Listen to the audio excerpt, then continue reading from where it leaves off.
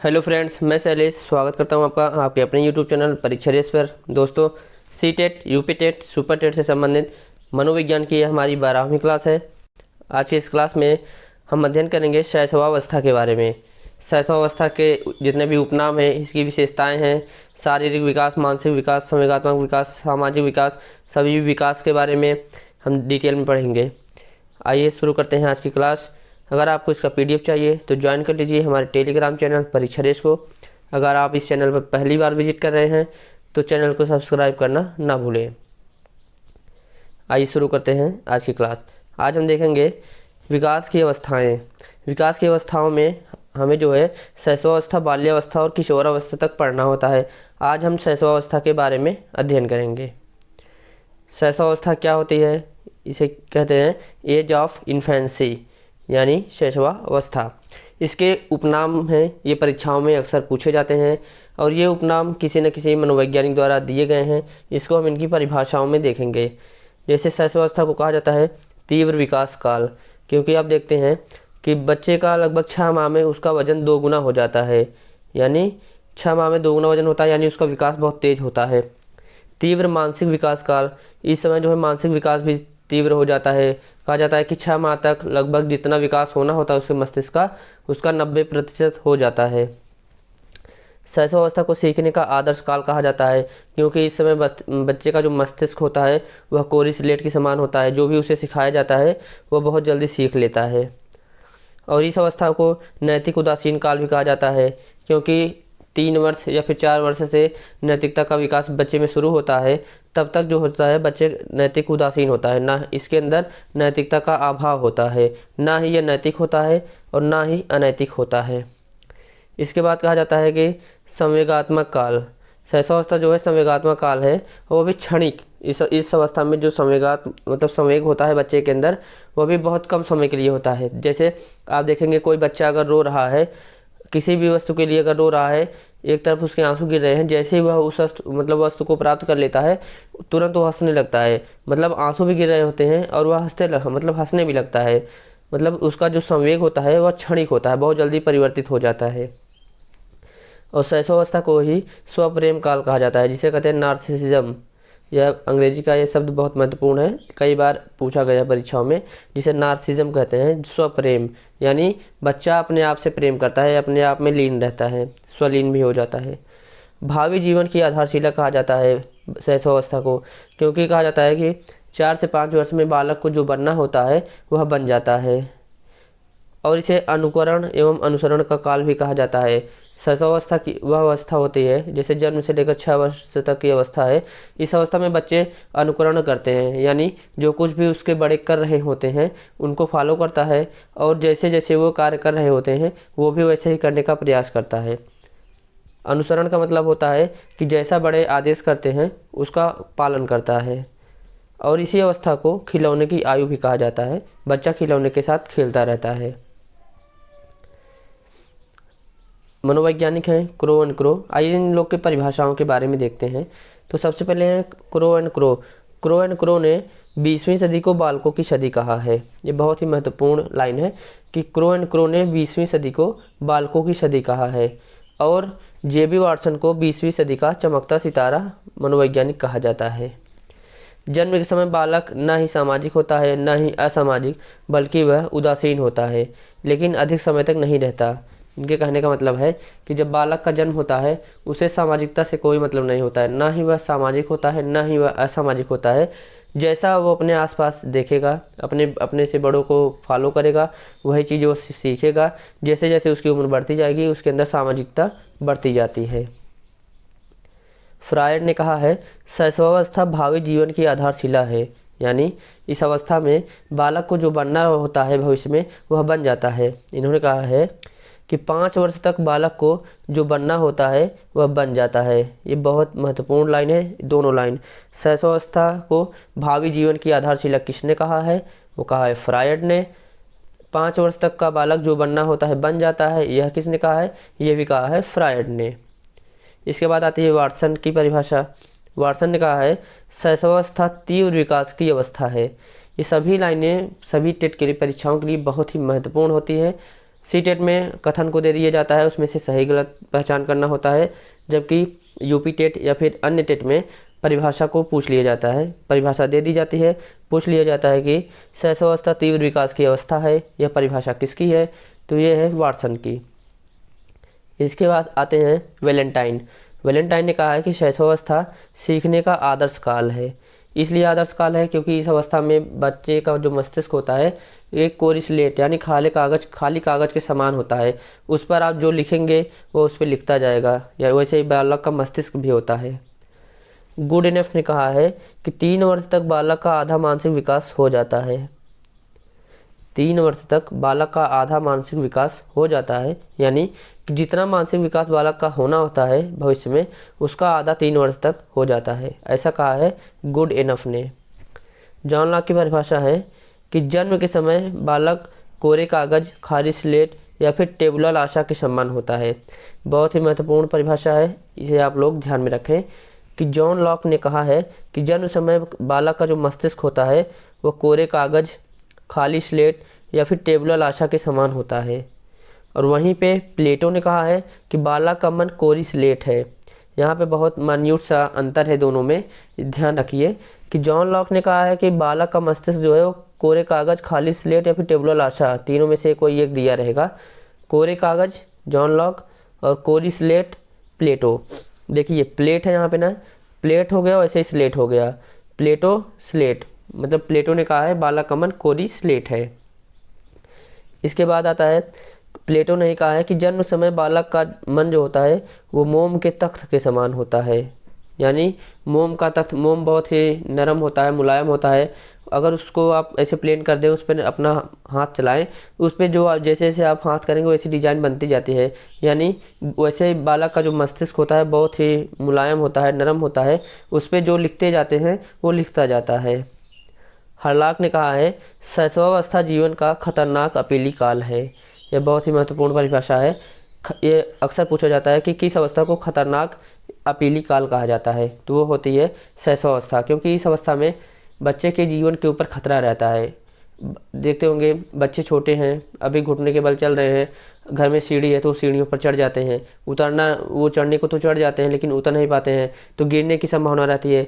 कहीं किचन है, उसमें कुछ गर्म वस्तु रखी है, वो जाकर उसमें सीधा हाथ डाल देंगे, तो मतलब बहुत सारे खतरनाक जो खतरनाक घटनाएं होती हैं वो बच्चों के साथ होने की संभावना रहती हैं, इसलिए उनका ध्यान रखना बहुत ही आवश्यक होता है। इसके बाद आती है शैशवावस्था की प्रमुख विशेषताएं। सबसे पहले हम देखेंगे शारीरिक विशेषताओं के बारे में। हमने यहाँ पे तुलनात्मक अध्ययन किया है। शैशवावस्था, बाल्यावस्था और किशोरावस्था तीनों को एक साथ लेकर चले हैं, ताकि आप यहीं भी तुलना करते हुए पढ़ते हुए चलेंगे तो बहुत ही आसानी से सब चीज़ समझ में आ जाएगी और याद भी हो जाएगा। शैशवावस्था के शारीरिक विकास की अगर बात करें तो जन्म समय जो शिशु का वजन होता है लगभग 7 पाउंड का होता है। ये आप ऐसे फैक्ट है, याद रखिएगा। बालिका की अपेक्षा बालक का वजन कुछ कम होता है, यानी लगभग 150 से 200 ग्राम तक अंतर होता है। बालिका कुछ ज़्यादा वजन होती है, बालक उससे कुछ कम होता है। जन्म के बाद मतलब जो शिशु होता है उसका वजन पहले कम होता है, क्योंकि शिशु के शरीर में पानी की मात्रा अधिक होती है। जैसे जैसे पानी मतलब सूखने लगता है शरीर का, उसका वजन कम होने लगता है। जैसे आप देखते होंगे कोई शिशु 3 किलो का पैदा हुआ है, अभी आप उसको देखेंगे 1 हफ्ते के बाद वो लगभग 2.5 किलो तक रह जाता है, इतना वजन कम हो जाता है। मतलब कि पहले तो वजन कम होता है, उसके बाद उसके शरीर की कोशिकाओं में जो है ग्रोथ होना शुरू होती है, डिवीजन होना प्रारंभ होता है, उसका शारीरिक विकास बहुत तेज़ी से होता है। 6 माह तक जाते जाते अगर वो 3 किलो का बच्चा है तो वो 6 किलो का हो जाता है, यानी 6 माह में उसका वजन दोगुना हो जाता है। उसके बाद आता है कि जन्म समय जो शिशु की लंबाई होती है वह 19 से 22 इंच के आसपास होती है, इसके बीच में होती है। यानी जन्म के समय शिशु की लंबाई 19 से 22 इंच होती है। बालिका की लंबाई कुछ अधिक होती है, बालक की उससे थोड़ा कम होती है। बात करें अगर हड्डियों की संख्या की, यहाँ पे ध्यान रखिए बहुत ही इंटरेस्टिंग फैक्ट है कि शैशवावस्था यानी कि जन्म के समय बालक के अंदर 270 हड्डियाँ होती हैं। बाल्यावस्था में जाते जाते वो 350 हड्डियाँ हो जाती हैं, और फिर प्रौढ़ावस्था में जाते जाते 206 हड्डियाँ हो जाती हैं। जैसे हमारे रीढ़ की तरफ जो नीचे की हड्डियाँ होती हैं वो पहले शैशवावस्था में रहती हैं कुछ जुड़ी हुई, उसके बाद वो कई टुकड़ों में होती हैं, छोटी छोटी जो होती हैं वो मतलब उनकी संख्या अधिक होती है, फिर वो सब जुड़ जाती हैं, फिर उनकी संख्या कम हो जाती है। ऐसे ही कई जगह शरीर में ऐसी हड्डियाँ हैं जो पहले तो 270 रहती है, मतलब कम रहती है, फिर कई टुकड़ों में। देखिए बालक का जो शरीर होता है वो लचकदार होता है, फ्लेक्सिबल, बहुत अधिक फ्लेक्सिबल होता है, सिर्फ इसलिए कि उसके हड्डियों की संख्या अधिक होती है, यानी जॉइंट जो है बहुत अधिक होते हैं। और वही जब प्रौढ़ावस्था में हड्डियाँ जुड़ जाती हैं, जॉइंट कम हो जाते हैं, तो फ्लेक्सिबिलिटी कम होने लगती है। इसके बाद बात करें मांसपेशियों की, ये परीक्षाओं में पूछा जाता है, हड्डियाँ भी मांसपेशियाँ भी। तो मांसपेशियाँ जन्म के समय जो बालक के अंदर होती हैं वो होती है 23%, यानी शरीर में हड्डी होती है और मसल्स होती हैं, उसमें मतलब पानी होता है, लेकिन जिसमें जो मसल्स की बात करते हैं हम, तो मांसपेशियाँ जो है वो 23% होती हैं जन्म के समय, यानी शैशवावस्था तक 23 से 25% तक मांसपेशियाँ रहती हैं। बाल्यावस्था में आते आते 27 से जो है 30% तक मांसपेशियाँ हो जाती हैं, और किशोरावस्था में 45%, यानी हमारे शरीर का लगभग जितना वजन होगा उसका 45% मांसपेशियाँ होंगी। उसके बाद दांत की बात करें तो जन्म के समय यानी गर्भकाल में ही 5 से 6 माह का जब बच्चा गर्भ में होता है उसके अंदर जो है दांत बनना शुरू हो जाता है, यानी दांत की नींव तो पड़ जाती है और वो बनना प्रारंभ हो जाता है। जन्म के पश्चात जब वो 5 से 6 माह का होता है तो दांत निकलना शुरू होता है, और 4 वर्ष की आयु तक जाते जाते उसके 20 दूध के दांत जो होते हैं वो बाहर आ जाते हैं। और यही दूध के दांत वो होते हैं जो लगभग 6 वर्ष 7 वर्ष तक होते हैं, यानी कि बाल्यावस्था के समाप्ति तक ये सभी दूध के दांत जो है टूट जाते हैं, और इसके जगह जो अस्थाई दांत होते हैं वो आ जाते हैं। 20 अगर दांत की बात करें तो अभी देखेंगे आप, ऊपर से 5 का इधर, 5 का इधर, और नीचे से भी 5 इधर 5 इधर, यानी 10 दांत ऊपर का 10 दांत नीचे का, यही होता है जो टूटता है। उसके बाद आता है मस्तिष्क का वजन। मस्तिष्क के वजन के बारे में भी पूछ लिया जाता है कि जन्म के समय 350 ग्राम का मस्तिष्क होता है, बाल्यावस्था के दौरान लगभग 950 ग्राम, और किशोरावस्था के दौरान यानी जो प्रौढ़ावस्था के दौरान 1400 से 1450 ग्राम तक होता है।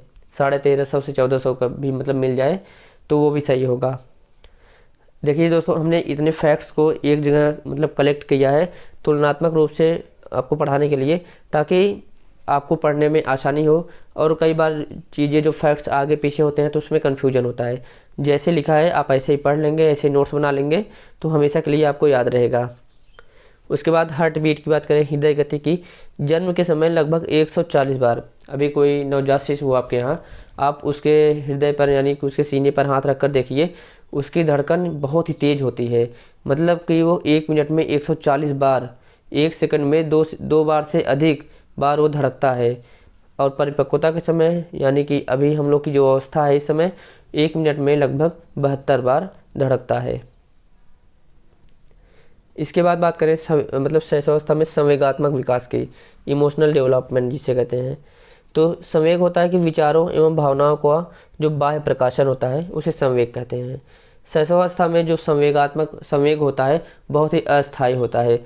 बालक किसी वस्तु के लिए रोता रहेगा, जैसे ही वस्तु मिलेगी वह तुरंत हंसना प्रारंभ कर देगा, यानी कि एक तरफ रोना और दूसरी तरफ हंसना उसका एक साथ चलता रहता है। उसके बाद ब्रिजेस ने कहा है कि जो जन्म के समय बालक के अंदर उत्तेजना नामक संवेग पाया जाता है, यानी कह सकते हैं कि बालक का जो प्रथम संवेग होता है या फिर जन्म के समय जो बालक के अंदर संवेग होता है वह उत्तेजना नामक संवेग होता है, ऐसा कहा है मनोवैज्ञानिक ब्रिजेस ने। इन्होंने कुल 10 प्रकार के संवेग बताए हैं। जन्म के समय ये मतलब तीव्र होता है, नकारात्मक होता है, आयु बढ़ने के साथ साथ सकारात्मक होता जाता है। वह संवेग के बारे में दिया है कि जन्म के समय जो संवेग होता है वह तीव्र होता है और नकारात्मक होता है, यानी छोटी छोटी चीज़ों के लिए मतलब बालक रोने लगता है, जिद करने लगता है। जैसे जैसे उसकी उम्र बढ़ती जाती है वो उसका संवेग स्थायी होने लगता है और सकारात्मक होने लगता है। ब्रिजेस ने बताया कि जन्म के समय उत्तेजना नामक संवेग पाया जाता है। 3 माह के बाद उत्तेजना, कष्ट और आनंद 3 संवेग हो जाते हैं। 6 माह के बाद उत्तेजना, कष्ट, आनंद के साथ साथ क्रोध, भय, घृणा ये भी हो जाते हैं।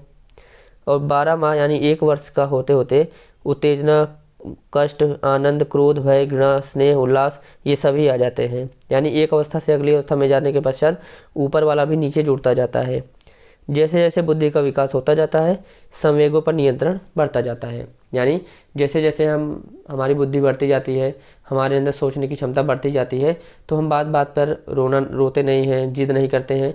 तो ये सब धीरे धीरे मैच्योरिटी के साथ संवेगों पर अपने आदमी नियंत्रण करने लगता है।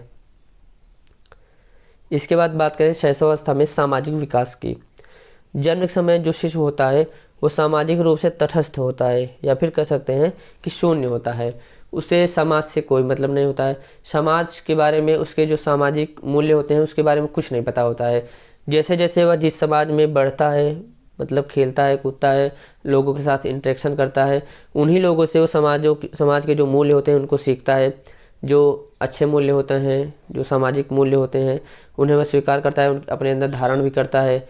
कई बार तो गैर सामाजिक मूल्य भी उसके अंदर आ जाते हैं, लेकिन जैसा उसका समाज रहेगा वैसा ही वो भी सीखेगा, उसके अंदर भी वैसा ही सामाजिक विकास होता है। समय के शिशु समाज द्वारा मान्य गुणों को अपनाते जाता है और उसका समाजीकरण होता जाता है। यानी समय के साथ साथ जैसे जैसे शिशु समाज द्वारा मान्य गुणों को अपनाता जाता है, उसका समाजीकरण होता जाता है। अब यहाँ पे दिया है उम्र और उसके उस समय होने वाले सामाजिक विकास के बारे में। जैसे 3 माह का जो बच्चा होता है वो अपनी माँ को पहचानने लगता है। जैसे उसकी माँ, अगर वो लिटाया गया है, उसकी माँ कमरे में आती है, वो रोने लगता है। उसे पता होता है कि उसकी माँ आ चुकी है और वो चाहता है कि माँ उसे अपनी गोदी में ले ले। 3 माह में अपनी माँ को पहचानने लगता है। 4 माह में अपने परिवार के सदस्यों को देखकर हंसता है, यानी अपने परिवार के सदस्यों को भी पहचानने लगता है जो उसके क्लोज रहते हैं। और 5 माह में उसके अंदर क्रोध और प्रेम में वो अंतर करने लगता है और अपरिचितों से डरने लगता है। यानी अगर 5 माह का बच्चा है आपके यहाँ, वो क्रोध और स्नेह में अंतर समझता है। अगर आप उसे गुस्से में बात करेंगे, वो भी देखिए आपको शांत रहेगा, वो भी डरेगा, वो भी रोने लगेगा। अगर आप उससे हंसकर बात करते हैं, प्रेम से बात करते हैं, तो वो भी हंसेगा और खुश हो जाएगा। मतलब कि उसके अंदर क्रोध और प्रेम में अंतर करना वो समझ जाता है। और अपरिचित होते हैं, अगर कोई व्यक्ति अपरिचित होता है, उसे गोदी में लेता है तो बच्चा रोने लगता है, यानी उससे वह डरने लगता है। 6 माह में अपना नाम पहचानने लगता है। बच्चे का जो भी नाम रखा होता है, अभी आप देखिए अगर 6 माह या फिर उससे अधिक उम्र का बच्चा है, आप उसका नाम लेकर जैसे ही पुकारते हैं वह पलटकर आपकी तरफ देखता है। यानी अब उसे पता होता है कि ये जो बार बार एक ही शब्द उससे पुकारा जाता है यह उसका नाम होता है। उस पर वो अपनी प्रतिक्रिया देना प्रारंभ कर देता है। 1 वर्ष के पश्चात परिवार के साथ घुल मिल जाता है। यानी 1 वर्ष पश्चात, 1 वर्ष में लगभग वो धीरे धीरे चलने भी लगता है। लगभग अगर 9-10 माह का बच्चा है घुटनों के बल चलता है, और 1 वर्ष या फिर 13-14 माह तक जाते जाते लगभग जो बच्चे होते हैं वो पैरों पर अपने खड़े होकर धीरे धीरे डोलना शुरू कर देते हैं। तो वो परिवार के साथ, सभी सदस्यों के साथ मिलते जुलते रहते हैं, परिवार में घुल मिल जाते हैं। वहीं 2 वर्ष के होते होते वे सक्रिय सदस्य बन जाते हैं परिवार के। परिवार वाले कोई कार्य कर रहे होते हैं, उसमें वो अपना सहयोग करना प्रारंभ कर देते हैं। उनके साथ वो भी अनुकरण करने का प्रयास करते हैं। जो कार्य बड़े कर रहे होते हैं, शिशु भी वही कार्य करने की कोशिश करता है और फॉलो करता है अपने से बड़ों को। 3 वर्ष के पश्चात पड़ोस के बच्चों के साथ खेलना प्रारंभ कर देता है। अब बच्चे की शरारत की अवस्था यहीं से शुरू हो जाती है। 3 वर्ष का बच्चा होते होते वो पड़ोस के अपने बच्चों के साथ खेलना प्रारंभ कर देता है और ज़्यादा समय उन्हीं के साथ बिताता है। 4 वर्ष का बच्चा होता है, अब उसकी विद्यालय में जो अनौपचारिक शिक्षा होती है, जैसे जो प्ले ग्रुप होता है, वो 4 वर्ष से प्रारंभ हो जाता है। बच्चा 4 वर्ष का हुआ, 1 वर्ष तक प्ले ग्रुप में रहेगा। प्ले ग्रुप होता है ताकि बच्चे जाकर विद्यालय में वहाँ रहना शुरू कर दें, छोटे छोटे बच्चों के साथ, अपने परिवार से दूर रहना उनको सिखाया जाता है। वहाँ पे खेलने की वस्तुएं होती हैं, चॉकलेट दिए जाते हैं, तमाम ऐसी सुविधाएं होती हैं जिससे बच्चे का जो मन होता है वो विद्यालय में लगने लगे, और 1 वर्ष तक जाते जाते उसके आदत में विद्यालय जाने का स्वभाव उत्पन्न हो जाता है। उसके बाद 5 वर्ष का बच्चा होता है, उसकी विद्यालय औपचारिक शिक्षा जो होती है वो प्रारंभ हो जाती है। यानी अब वो कक्षा 1, 2, 3, 4 ये उसकी जो पढ़ाई होती है वो शुरू हो जाती है। तो आज का जो शैशवावस्था का विकास है यहीं पे समाप्त होता है। कल हम देखेंगे बाल्यावस्था के बारे में। कैसा लगा आज का प्रयास? हमने एक ही वीडियो में शैशवावस्था से लगभग जितने प्रश्न पूछे जाते हैं सबको कवर कर लिया है। आप लोग इसे अच्छे से पढ़ें। कल के वीडियो में हम देखेंगे बाल्यावस्था के बारे में संपूर्ण उसके जितने भी विकास होते हैं उपनाम होते हैं उन सब के बारे में। तो कैसा लगा वीडियो? अगर अच्छा लगा हो तो वीडियो को लाइक करें, चैनल को सब्सक्राइब करें और अपने दोस्तों तक ज़रूर शेयर करें। बने रहिए हमारे साथ, मिलते हैं अगले वीडियो में एक और टॉपिक के साथ। तब तक के लिए धन्यवाद, नमस्कार।